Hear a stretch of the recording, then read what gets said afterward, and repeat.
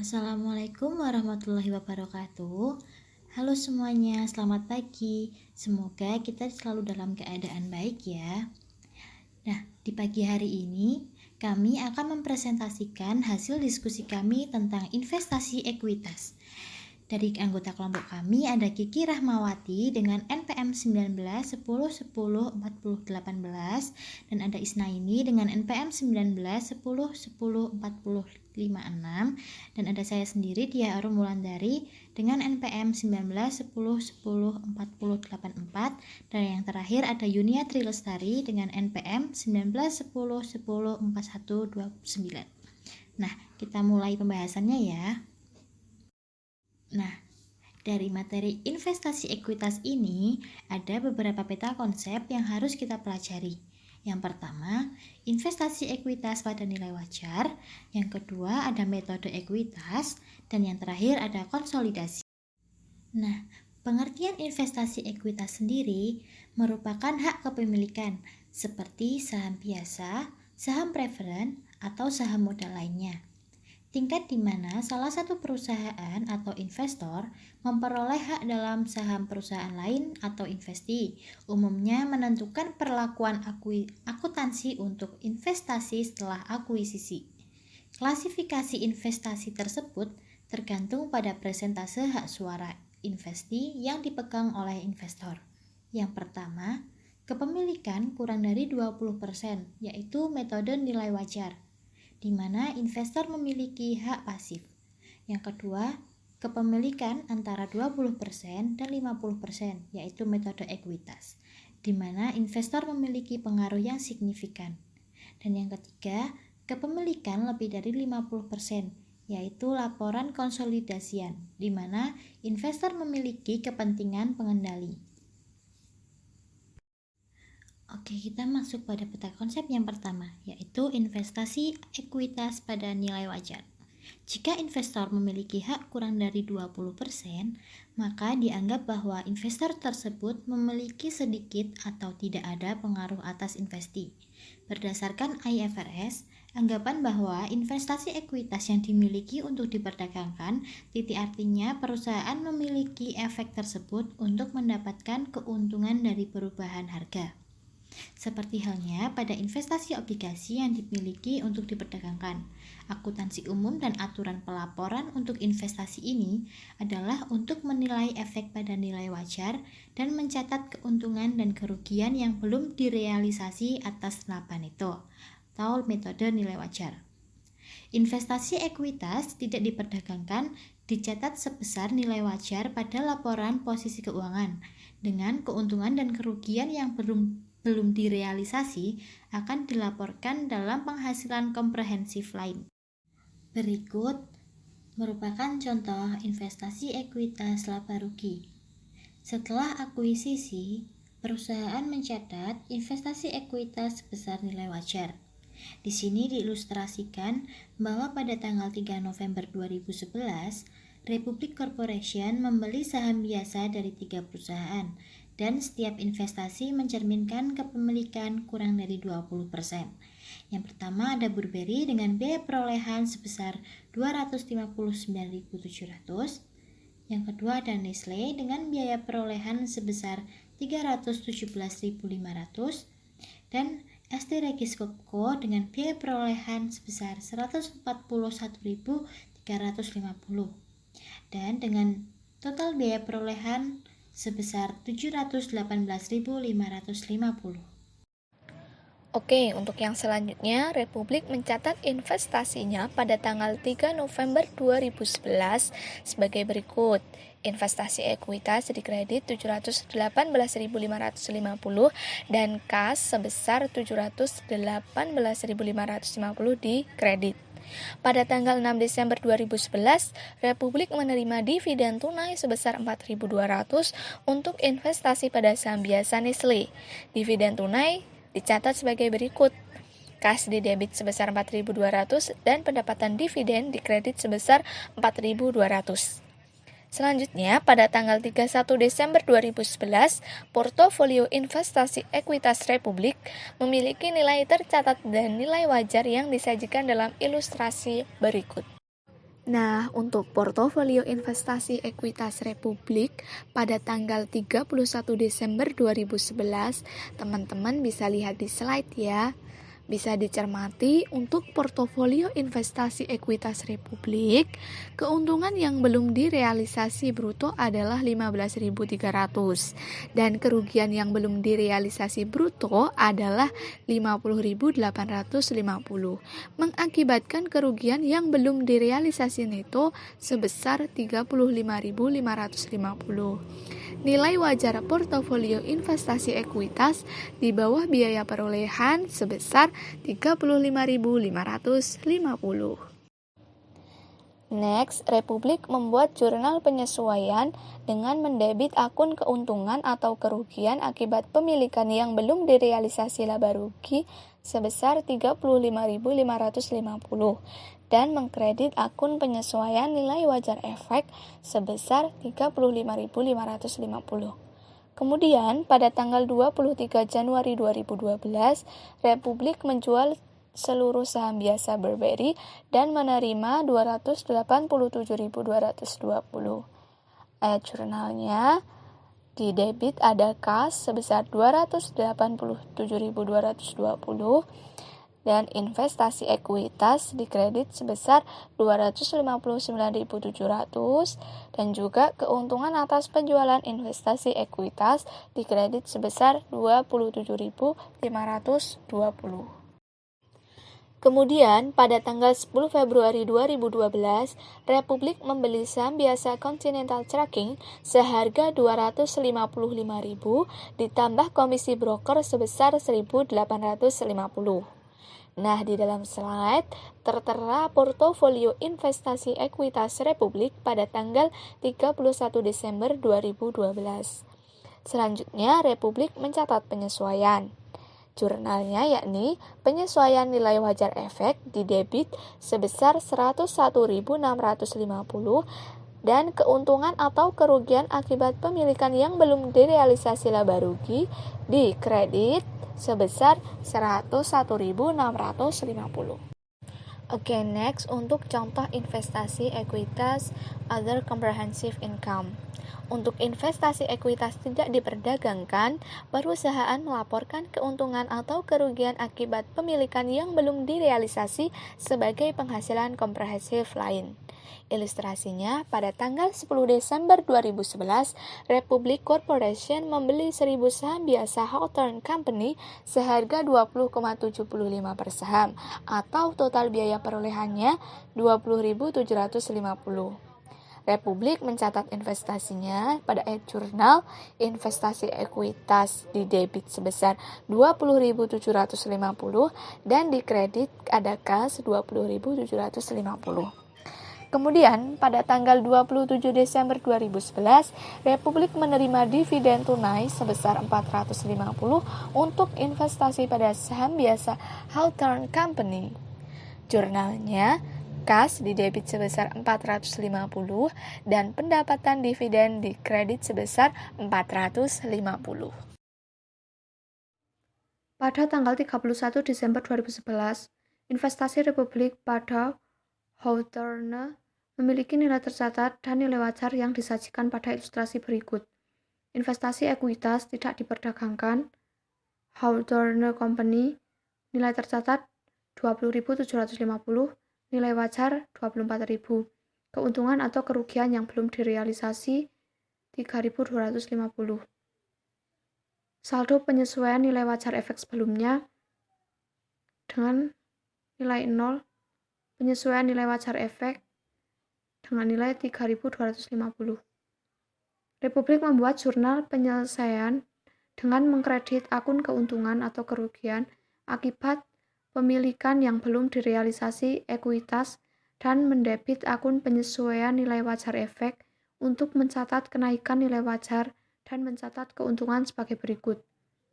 31 Desember 2011, debit penyesuaian nilai wajar efek 3.250, kreditnya keuntungan atau kerugian akibat pemilikan yang belum direalisasi ekuitas 3.250. Republik melaporkan investasi ekuitas pada laporan keuangan tanggal 31 Desember 2011, seperti yang ditunjukkan pada ilustrasi berikut. Laporan posisi keuangan, debit investasi, dan kreditnya investasi ekuitas dengan nilai 24.000. Debit ekuitas, kreditnya akumulasi keuntungan komprehensif lain dengan nilai 3.250. Laporan laba rugi komprehensif, debit pendapatan dan beban lain, kreditnya pendapatan dividen dengan nilai 450. Debit penghasilan komprehensif lain, kreditnya keuntungan akibat pemilikan yang belum direalisasi dengan nilai 3.250. Republik menarik diri dari pasar dan pada tanggal 20 Desember 2012, Republik menjual seluruh saham biasa Hawthorne Company, menerima hasil neto sebesar 22.500. Ilustrasi berikut menunjukkan perhitungan keuntungan yang direalisasi atas penjualan tersebut. Hasil neto dari penjualan 22.500. Biaya perolehan saham Hawthorne 20.750. Keuntungan atas penjualan saham totalnya 1.750. Republik mencatat penjualan sebagai berikut. 20 Desember 2012, kas debit 22.500, investasi ekuitas kredit 20.750, keuntungan atas penjualan investasi ekuitas kredit 1.750. Oleh karena Republik tidak lagi memegang investasi ekuitas, maka dibuat jurnal untuk mengeliminasi akun penyesuaian nilai wajar efek sebagai berikut. Keuntungan atau kerugian akibat pemilikan yang belum direalisasi debit 3.250, kreditnya penyesuaian nilai wajar efek 3.250. Selanjutnya, metode ekuitas. Metode ekuitas itu merupakan metode akuntansi di mana investasi pada awalnya diakui sebesar biaya perolehan, ditambah atau dikurangi untuk mengakui bagian laba atau rugi investi setelah tanggal perolehan. Dalam metode ekuitas, investor dan investi mengakui hubungan ekonomi yang substantif.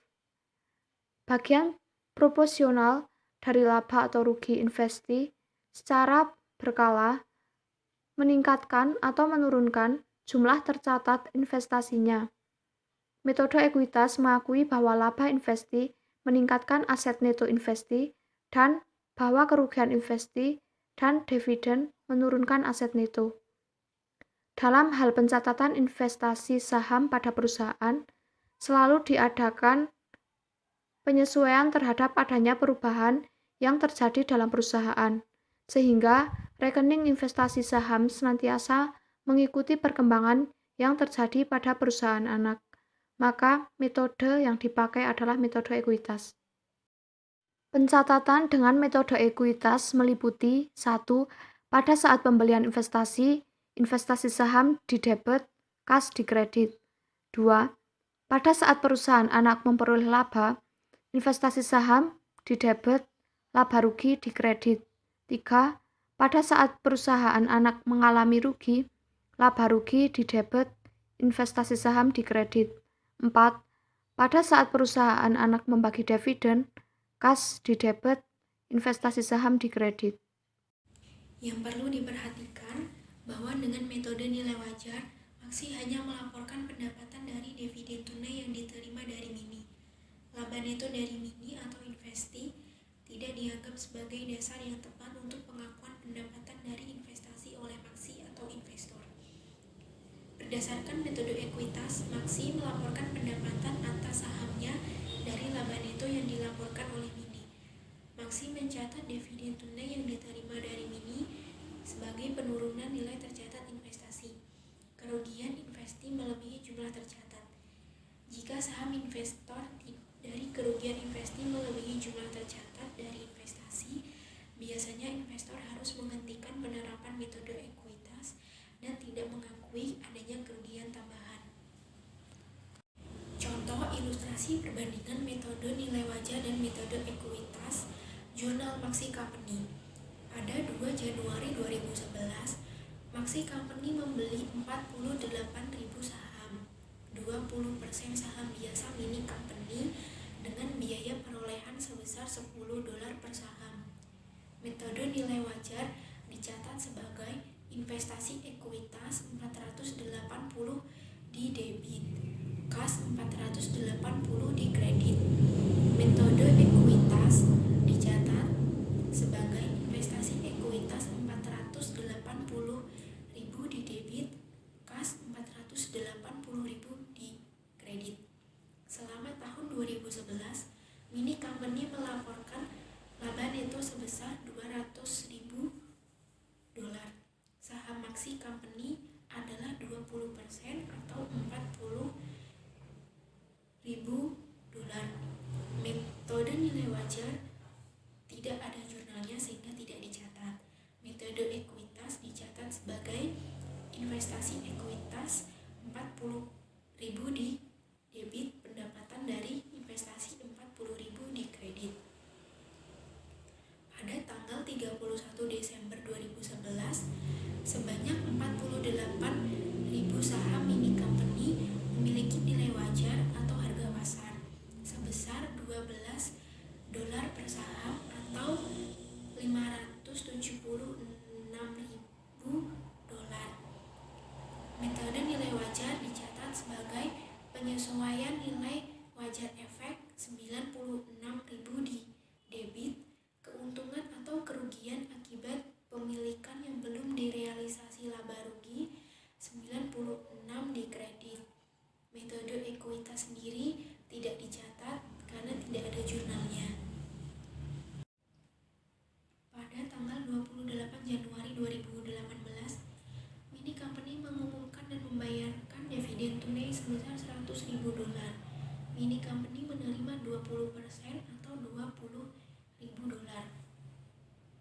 Metode nilai wajar dicatat sebagai kas 20.000 di debit, pendapatan dividen 20.000 di kredit. Metode ekuitas dicatat sebagai kas 20.000 di debit, investasi ekuitas 20.000 di kredit. Selama tahun 2012, Mini melaporkan kerugian neto sebesar $50.000. Saham Mini Company adalah 20% atau $10.000. Pada metode nilai wajar tidak dicatat karena tidak ada jurnalnya. Metode ekuitas dicatat sebagai kerugian investasi 10.000 di debit, investasi ekuitas 10.000 di kredit.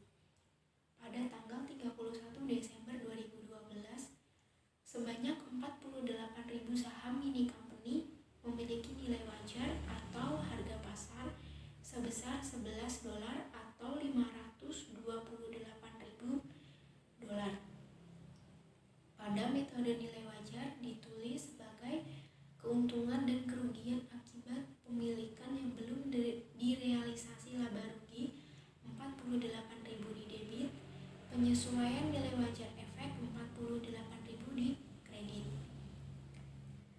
Pada metode ekuitas tidak dicatat karena tidak ada jurnalnya. Selanjutnya, konsolidasi. Laporan keuangan konsolidasi adalah laporan yang menyajikan posisi keuangan dan hasil operasi untuk induk perusahaan atau entitas pengendali dan satu atau lebih anak perusahaan atau entitas yang dikendalikan. Seakan-akan entitas individual tersebut merupakan satu entitas atau satu perusahaan. Laporan keuangan konsolidasi diperlukan apabila salah satu perusahaan yang bergabung memiliki kontrol terhadap perusahaan lain, dan sebaliknya. Laporan keuangan konsolidasi tidak diperlukan apabila satu perusahaan tidak memiliki kontrol terhadap perusahaan lainnya. Sekian presentasi dari kelompok kami. Apabila ada kurang lebihnya mohon maaf. Wassalamualaikum warahmatullahi wabarakatuh.